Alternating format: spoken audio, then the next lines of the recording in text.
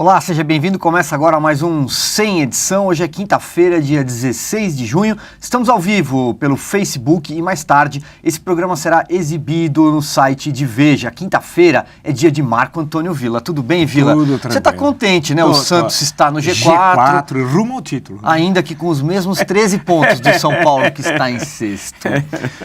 Bom, Villa, Sérgio Machado, ex-dirigente da Transpetro, fez um acordo de delação premiada. Já era sabido, até porque ele andou gravando muita gente, muitos caciques do PMDB por aí. Sim. No entanto, o conteúdo da delação dele, divulgado ontem, tornou público ontem, Sim. Vamos dizer assim, implica mais de 20 políticos de todos os partidos, da maioria dos partidos, pelo menos os mais importantes, e pela primeira vez cita o presidente em exercício Michel Temer. O Sérgio Machado disse que o Temer conversou com ele sobre uma ajuda, na verdade, propina disfarçada de doação eleitoral, quando Gabriel Chalita concorreu pelo PMDB à Prefeitura de São Paulo em 2012. Perfeito. Sérgio Machado causando terremoto em Brasília, Villa. Olha, o gravador da República, o Juruna do século XXI, essa história toda eu li, eu fui ler a delação. Eu realmente não sabia como era feito um texto da delação para o ministro. Só tinha lido sempre notícias das delações e tal. É interessante que vai dividindo por partes, pega o dia, no início de maio, coloca o horário, e aí ele cita, por exemplo, foca num político. Aí essa é uma delação 1, depois tem a delação 2, e assim sucessivamente. Depois vem os filhos também, porque ele pensa na família. A família está toda envolvida na corrupção e na delação, e ele é um homem de família, Sérgio Machado. E aí depois vem a parte dos advogados, a defesa e tal. O que me chama a atenção são, de um lado, Silvio, a questão dos valores realmente fabulosos dessas transações e tal.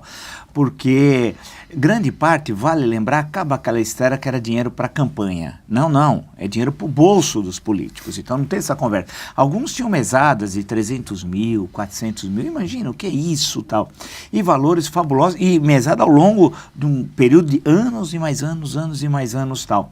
Ele até, apesar... A Folha tem um cálculo, agora há pouco Sim. eu via no site da Folha de São Paulo, que 76% Sim. não era doação.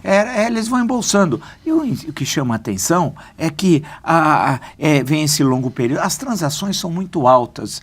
Eu fico sempre pensando, como muitas vezes é dinheiro mesmo, né? Dinheiro em espécie, não é transação eletrônica, não é via doleiro, dinheiro no exterior, como é que a empreiteira, por exemplo, que está envolvida nisso, ela faz o saque? Eu não entendo que ninguém perceba, né? O CIAF não vê. Eu não entendo, se eu vou passar um cheque de 10 mil reais para você, 8 mil, o CIAF sabe. E essas transações que o pessoal saca o dinheiro na boca do caixa. Porque é interessante, acho que como um não confiava no outro, ou temia um possível controle por parte de alguma instância do Banco Central ou da Receita, eles recebiam tudo em dinheiro vivo, né? E iam armazenando tal. Tanto que não é só, vale lembrar o episódio do Sérgio Machado, Petrolão, mas também em Minas Gerais, o Fernando Pimentel, o Benete e uma kitnet cofre, né? Porque o José Guimarães inventou a cueca cofre, que é o Christian Dior do PT, e o Bené e o Fernando Pimentel é o Le Corbusier do PT, porque mudou a estrutura, agora tem arquiteto que cria kitnet cofre, que era só para guardar o dinheiro, né? Eles são ladrões, bandidos, pilantras, é gente da pior, a cara de pau. E o Sérgio Machado vai falando tudo aquilo com absoluta naturalidade. Eu não vejo em momento algum na delação um sentimento ético, moral, nada. Ao contrário, os seus defensores chegam, de Sérgio Machado, na delação, a elogiá-lo como administrador público, dizendo que a Transpetro foi várias vezes eleita a melhor empresa de logística do Brasil. Quer dizer, daqui a pouco ele vai ganhar um prêmio como empresário do ano e ter desviado, poxa vida, cerca de 1 bilhão para mim. Agora, eu não entendo também, vamos chegar ao termo, mas eu não entendo como é que chegou ao cálculo que ele vai devolver, salvo engano, cerca de 70 milhões. Isso. Porque chega um momento que você não sabe mais o que é seu e o que é o dinheiro da propina. Ele era de família rica, eu conheci o pai dele, Expedito Machado, foi ministro da Aviação e Obras Públicas do Jango, estive com ele no Ceará, inclusive, em Fortaleza, tal, conversando sobre o livro do Jango, o livro que eu fiz sobre o governo Jango, chamado Jango, um perfil. Eles já eram pessoas de posses, vamos chamar assim, como diria antigamente e tal. Então chega um momento que eu não sei sinceramente, quando eu li a delação, Silvio, 70 milhões é muito pouco para devolver feito o que ele roubou. Porque tem uma outra questão, e o prejuízo que ele causou à empresa? A questão, como é que fica o prejuízo que ele causou à empresa? Então, eu não sei, eu fiquei assim. Agora, a questão que envolve o Temer, que é uma das delações, né, feita no início de maio, porque é sempre separado e tal, ele diz que na base aérea de Brasília, né, teria encontrado com o Temer e lá teriam feito o acerto por recebimento dessa propina para a campanha de Chalita em São Paulo. 1,5 milhão. 1,5 milhão. A questão que se coloca é que, salvo engano, não teria registro legal desse 1,5 milhão na contabilidade do candidato, do então candidato. Por outro lado, como é que sabe se isso efetivamente ocorreu ou não? Aí eu fico pensando, então pode pegar a data do encontro na base aérea, que ele deve ter a data, que não é citado a data, só o período, e aí ver de que empresa que fez, qual é a data do saque, provavelmente ocorrendo em Brasília ou em São Paulo. Porque eu fico pensando como é que ele consegue comprovar essa entrega de dinheiro, por exemplo, ao então candidato Chalita tal. Agora, o presidente respondeu duramente, né? Hoje respondeu e fez bem, porque o presidente, muitas vezes, eu acho, o presidente Michel Temer, ele tem um jeito cavalheiresco de ser, educado, uma pessoa muito cordata, mas nós vemos o período mais violento da história política do Brasil republicano. Quer dizer, você tem de responder na lata, né? Dizendo popularmente, não pode, você tem de bater, é debate pronto, não pode perder tempo e tal. Ele respondeu e fez um ataque duríssimo ao Sérgio, chamando-o de mentiroso. Leviano e mentiroso e tal. Então, a questão toda é o que eu acho que o Sérgio Machado está querendo levar gente com ele que não estava envolvido no centro do esquema. Porque quando ele começa a fazer referências históricas, erradas inclusive, diz que tudo Vamos começou... entrar na minha segunda pergunta. Você é um historiador, Vila. Quer dizer, então, que tudo começou em 1946. Né? Ele criou e cita 3 vezes. Ele fala 3 vezes 1946. Eu estava lendo a delação, que alguém vai falar assim, por que você foi perder tempo com a delação? Porque eu gosto de me martirizar, né? Tem certas coisas. Vi um pouquinho de Irlanda-Ucrânia. Quem assiste Irlanda-Ucrânia assiste qualquer coisa, tal. Vi um jogo de Várzea que é melhor, né? Quando tinha jogo de Várzea. Então, eu fui ler a delação dele, ele cita 3 vezes, diz que tudo começou em 1946, eu presumo que ele queira dizer que tudo começou a cair a democratização. Aonde? Que dado ele dá? Que informação ele tem? Nenhuma! Ele cita alguma coisa. Depois, ele diz que teve contato com o Sarney, começou a se aproximar do Sarney nos anos 80, e diz que em 82, o Sarney estava preparando a candidatura para vice-presidente da República. Tá louco! Acho que ele errou um pouquinho. Isso foi em 84, no segundo semestre. Um né? Portanto, errado. Né? E a vice-presidência acabou correndo por uma série de razões, se é por volta de agosto de 1984, porque não era o candidato preferencial da Frente Liberal, mas não podia ser Aureliano Chaves, que era vice-presidente, tinha problemas legais. Marco Maciel, porque tinha sido eleito em 82 e não podia mudar de partido, que era a condição sine qua non para ir do colégio eleitoral com Tancredo, mudar de partido. Aí caiu no colo dele porque ele foi eleito em 78, então a lei eleitoral era omissa e nesse caso poderia mudar de partido. Caiu no colo dele que em 82. Então, quando eu começo a ver tudo aqui, alguém vai falar assim, mas isso é uma questão menor. Pô, se ele começa a querer extrapolar umas coisas erradas, então a impressão que dá, por exemplo, ele põe o Aécio no meio. Vamos lá, Vila. Aliás, esse é um ponto interessante, né? Porque ele cita políticos de todos os partidos ali. Sim. Tem, por exemplo, o presidente do DEM, do Democrata, o senador José Agripino Maia, o filho do Agripino, Felipe Maia, deputado federal. Okay. Ele cita o ex-presidente do PSDB, Sérgio Guerra, morto em 2014. Sim. Ele cita o Heráclito Fortes, que era do Democratas, hoje está no PSB, mas tem um perfil de oposição. Sim. O Aécio Neves, como você disse, segundo ele, houve pagamento de propina em 1999 para comprar a eleição do Aécio Neves à presidência da Câmara. Ele joga a oposição nessa lista aí. Né? O que eu acho que isso daí não cheira bem. Ele fala em 1999, ele assumiu, vamos lembrar, a diretoria a presença da Transpetro, subsidiária da Petrobras, em 2003. Ele retroage 4 anos e aí ele diz que era dinheiro da campanha de 98, da reeleição do Fernando Henrique, que coloca o Mendonça de Barros no meio. Né? E que teriam pego, se não me engano, 4 milhões, e aí esses 4 milhões distribuídos para alguns deputados, mas 4 milhões distribuindo 150 mil, 200 para um, aí você faz as contas, se são 4 milhões, 200 mil, então são 5 vezes 4 dá 20. Esses 20 seriam decisivos para a eleição do Aécio, 20 deputados, porque você fazer uma conta meia de aritmética que me ensinaram lá, né? Na gloriosa São José do Rio Preto, onde eu nasci e tal, no grupo escolar Cardeal Leme. Aí eu fico, imagina, eu acho que isso aí, aquilo não bate, tem coisas na delação dele que não bate. Agora, a ligação dele fortíssima com o Jucá, e aí está comprovado pelos áudios, com Sarney, com Renan, aí você tem os áudios, né? Então, a coisa toda que eu fico imaginando que teria, eu não entendi até hoje porque a Transpetro não fez uma auditoria em todos aqueles contratos. Aí que é a questão central. Está tudo errado nisso. Você tem que pegar a Transpetro e fazer uma auditoria em todos aqueles contratos, todos. E aí você consegue checar se houve um sobrepreço. Porque a grande questão é que quem pagou a propina não é a empreiteira, é a Transpetro. Né? Não é a fornecedora, porque embutiu no preço o valor da propina. Okay. Então, a grande questão é que a fornecedora da Transpetro não pagou nada, zero. Né? Porque isso estava embutido no preço. Então, a empresa que pagou, ela é uma SA. Por que a CVM, Comissão de Valores Imobiliários, não faz nada? Não, você percebe? A gente começa a puxar, está tudo muito pobre essa discussão. É necessário ampliar um pouco mais. Veja só aí na nossa conversa em 10 minutos, aí, quantas coisas que você começa a tirar. Eu não entendo como é que o Ministério Público e o ministro Teori Zavascki que aceitou, mas tem várias coisas que tem de pensar. Se é uma SA, como é que é? Né? Será que vai precisar um processo nos Estados Unidos, tal qual o da Petrobras, de acionistas prejudicados, para que aconteça alguma coisa aqui? Então, eu vou voltar, para me martirizar duplamente, vou ler outra vez com atenção toda a delação, os 2 volumes disponibilizados, porque, claro que ali você começa a entender também uma outra coisa, como é que o sistema como essa república está corrompida.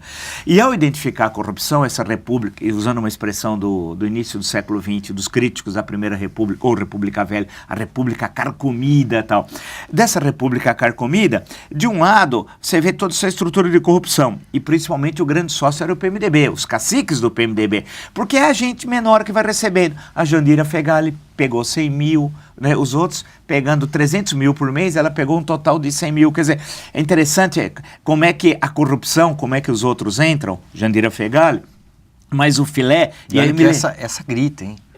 Né? Ela grita. Grita, faz filme, inclusive, né? E tal. Filma até o ex-presidente muito calmo, falando atrás.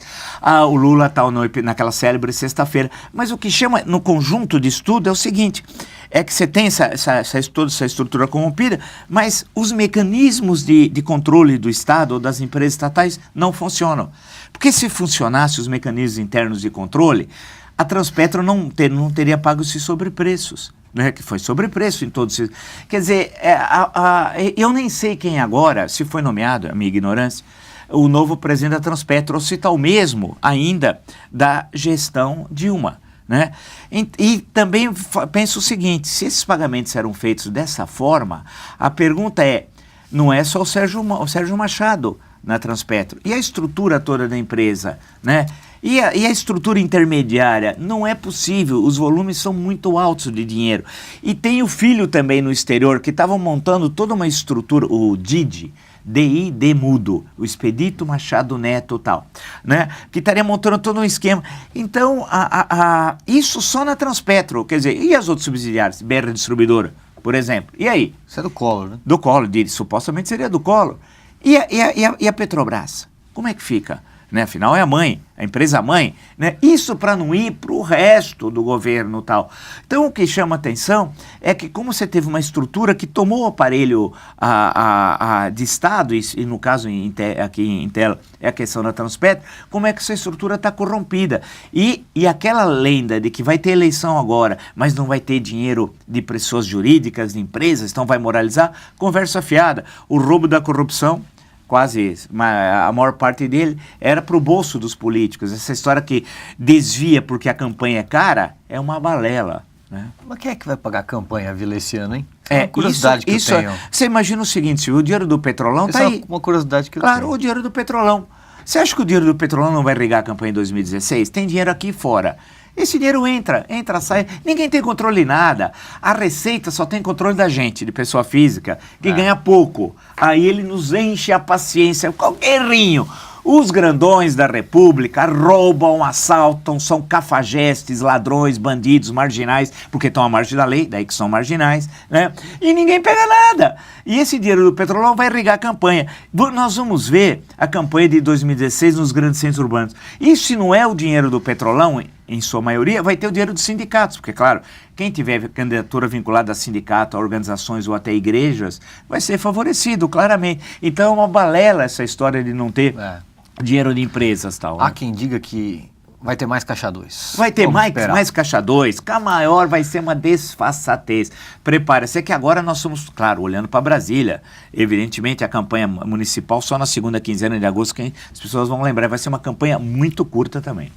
Vila, só para esclarecer aqui para quem nos acompanha, se o site da Transpetro estiver atualizado, o presidente é o senhor Antônio Rubens Silva Silvino. Diz aqui que ele é um funcionário de carreira da Petrobras. Muito bem.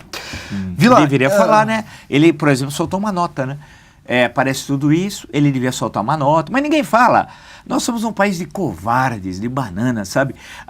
Você não fala. É igual o prefeito aqui, o Jaiminho Haddad. O Jaiminho, morre 6 pessoas. Não foi de frio, foi por parada cardíaca. Mas por causa do frio, né? Eles buscam sempre ter... E não aparece o Jaiminho, não aparece publicamente para falar. Está escondido, o covarde prefeito da cidade, está escondido na prefeitura. Como o cidadão aqui, tem de falar, cara, tem de vir. Essa empresa não é dele.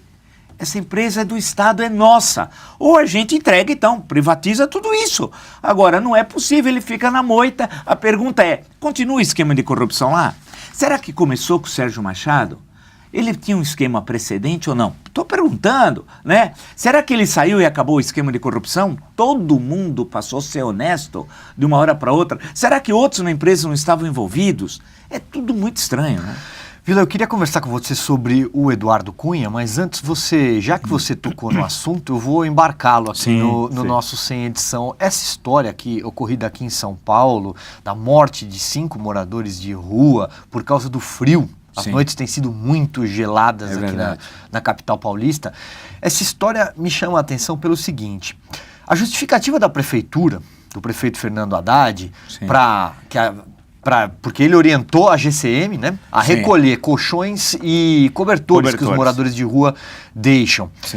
É que isso visa impedir a refavelização da cidade. Expressões dele. Você já imaginou, em outros tempos, você consegue lembrar da gestão Kassab, por exemplo? Meu Deus. Quando teve aquela história das rampas, né, de concretar embaixo de algumas pontes. Na Paulista, Reboço, no Complexo Paulista, Reboço. E o discurso, a gritaria do PT, isso aí é política higienista, né? Isso, é. É um absurdo. É absurdo. Não, e a gente vê como ainda, né, esse episódio, 3 anos e meio de gestão do prefeito, ele não tem uma política pública com os moradores de rua, que é grave. Nunca tanta gente dormiu na rua em São Paulo.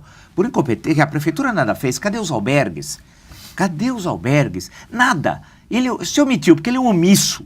Quando eu falo que é covarde, alguém vai exagerar. É covarde é o cara que não aparece publicamente. Se fosse em Nova York, Madrid, Lisboa, Paris, você imagina o escândalo que seria?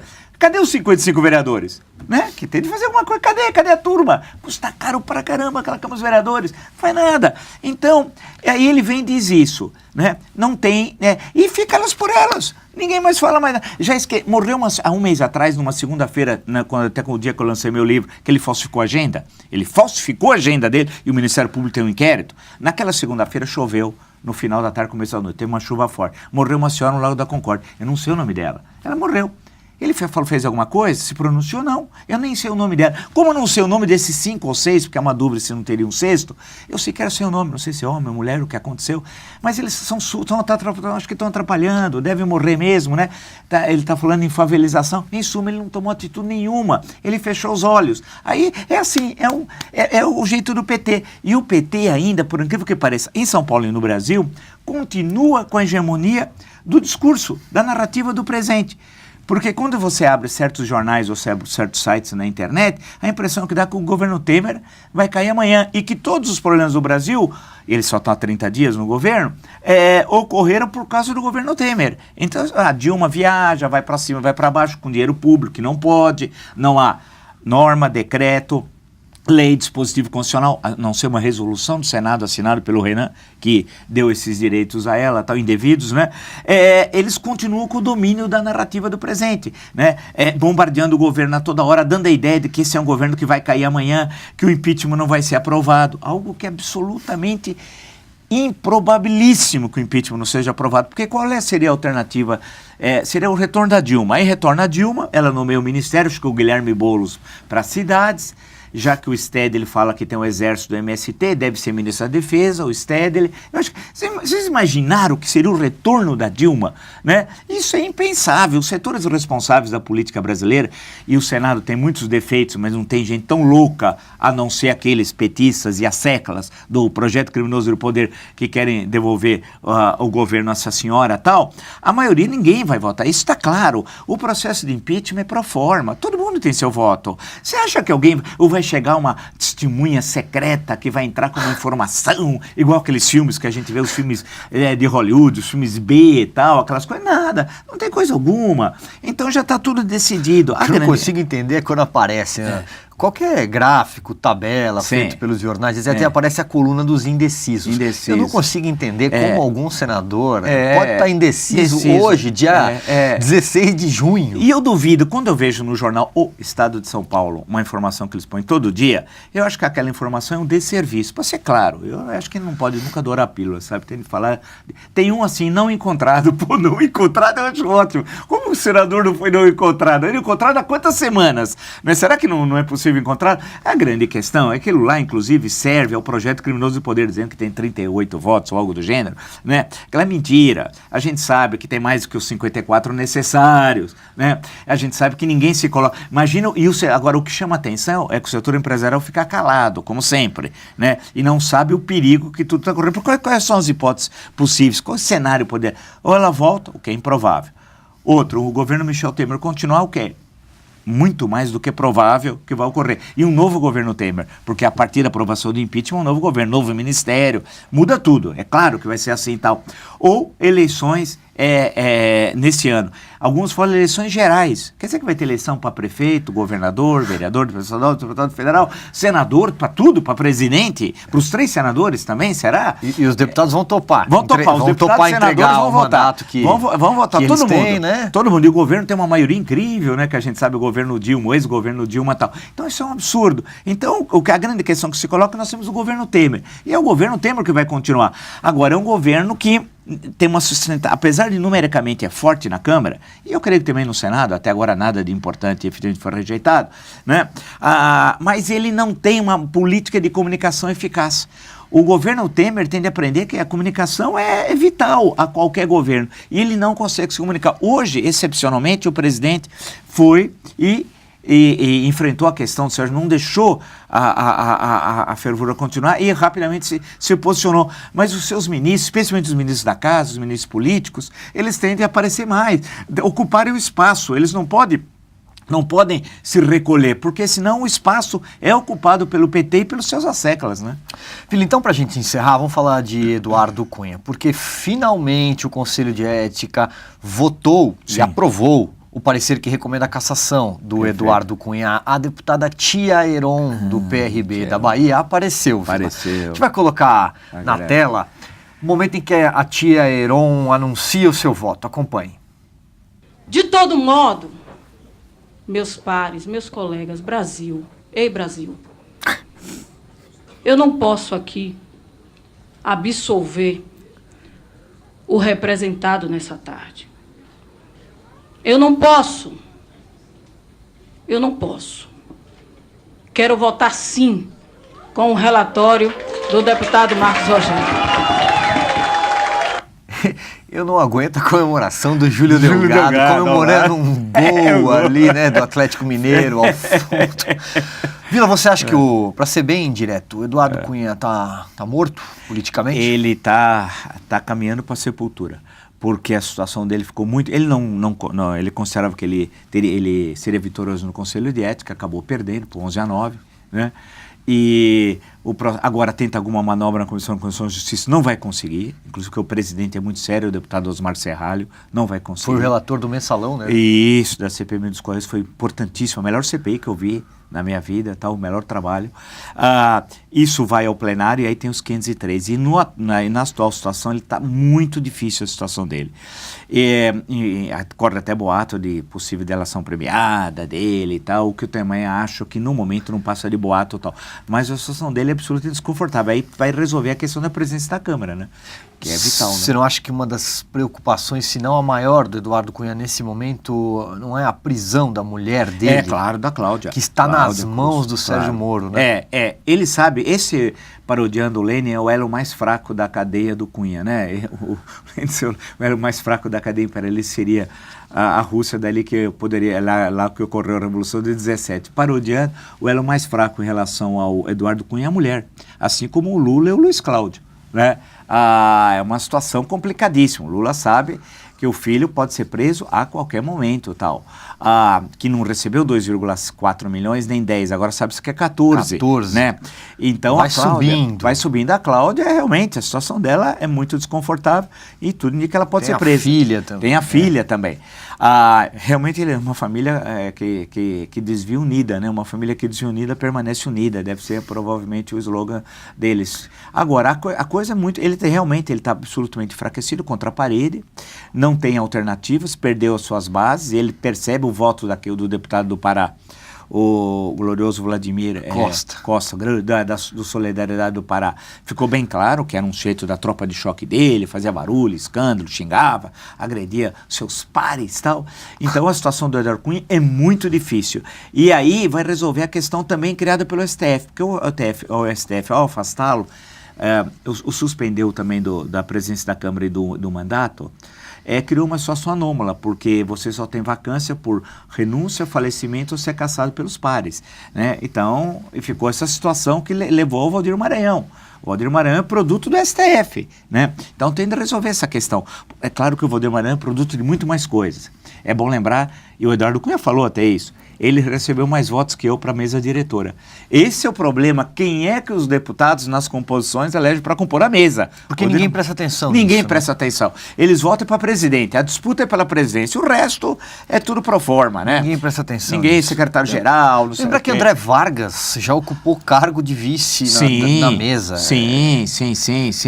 E então a coisa toda, aí resolveria, aí teria uma nova eleição, nesse caso, se ele for cassado, teria uma nova eleição para cumprir o mandato até 1º de fevereiro do ano que vem. Agora ele está numa situação realmente muito difícil.